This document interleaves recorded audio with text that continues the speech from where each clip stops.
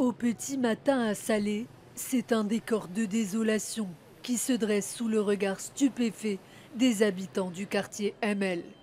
Une nuit de chaos, d'une intensité inédite. Les fauteurs de troubles s'en sont pris cette fois aux distributeurs automatiques, littéralement arrachés. Les vitraux de certains bâtiments n'ont eux aussi pas résisté à la violence des projectiles. Sur le boulevard, les vitrines sont éventrées et les façades noircies par les flammes. Les petits commerces sont également pris pour cible. Au-delà des dégâts matériels considérables, c'est un sentiment de sidération qui domine. Le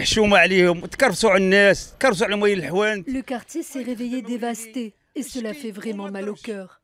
Les gens sont traumatisés. Certains ont perdu leur commerce, d'autres sont choqués psychologiquement.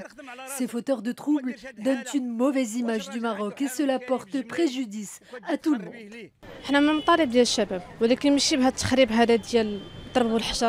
La violence est inacceptable et cela même si je fais partie des jeunes qui souhaitent des réformes. Ce qui s'est passé hier soir est vraiment très grave. Il y avait des jets de pierre et des violences urbaines sans précédent. Les gens couraient partout et dans tous les sens. J'ai même reçu un éclat de vitre sur le dos et j'ai eu vraiment très peur. Je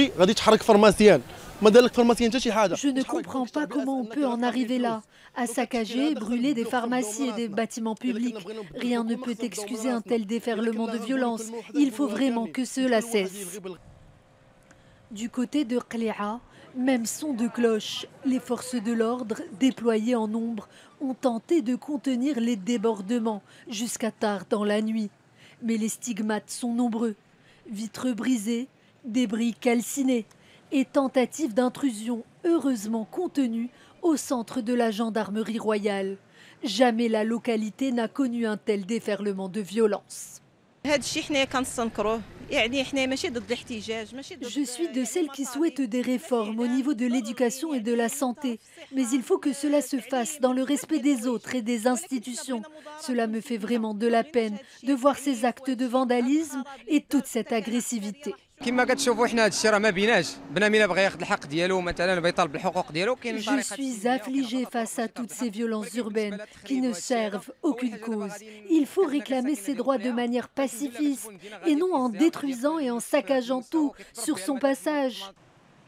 En vertu du code pénal, tout acte de vandalisme, d'incendie volontaire ou de violence physique sont fermement sanctionnés par des peines entre 10 et 20 ans de prison et pouvant aller jusqu'à 30 ans, voire dans certains cas, à la perpétuité, s'ils sont associés à des circonstances aggravantes.